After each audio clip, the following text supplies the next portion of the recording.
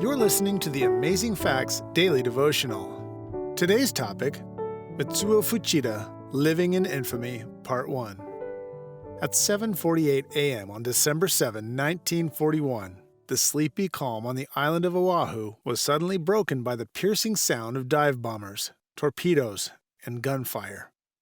Japan's Naval Air Arm, in a surprise attack, had ambushed the Pearl Harbor Navy base, killing 2,403 Americans and effectively entering the United States into World War II.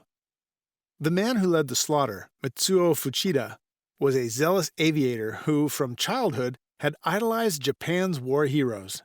Fueled by historical Western dominance and the Immigration Act of 1924, which barred all Asian nationals from the United States, Fuchida fervently hated any and all things American.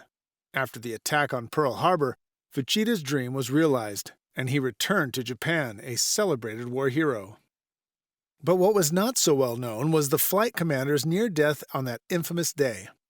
Upon landing his aircraft, Fuchida learned that, besides the fact that his plane was hit no less than 21 times, one of the cables for his controls was dangling literally by a thread. If that cable had broken, he would certainly have not survived. Surprisingly enough, that was not the last time this famed soldier escaped death. 6 months later, in the crucial Battle of Midway, his life was uncannily spared by an emergency appendectomy, which kept him grounded on the carrier Akagi.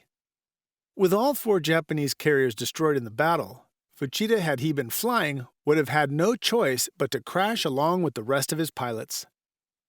As it was, he did not come away unscathed, breaking both his ankles when the Americans bombed the Akagi.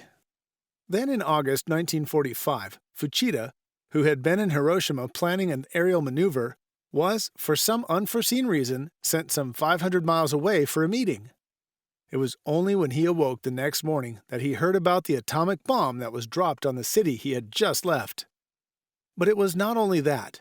Fuchida, part of a small team of officers, was then ordered back to Hiroshima to assess the damage.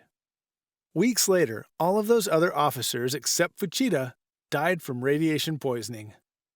Did this mere mortal have superhuman powers, or was there something or someone else at work here? Have there been instances in your life when you have been spared from death? What has been your reaction to your new lease on life? Our key Bible text today comes from Luke chapter 6 and verse 36. Be ye therefore merciful, as your Father is also merciful. Thank you for listening to the Amazing Facts Daily Devotional.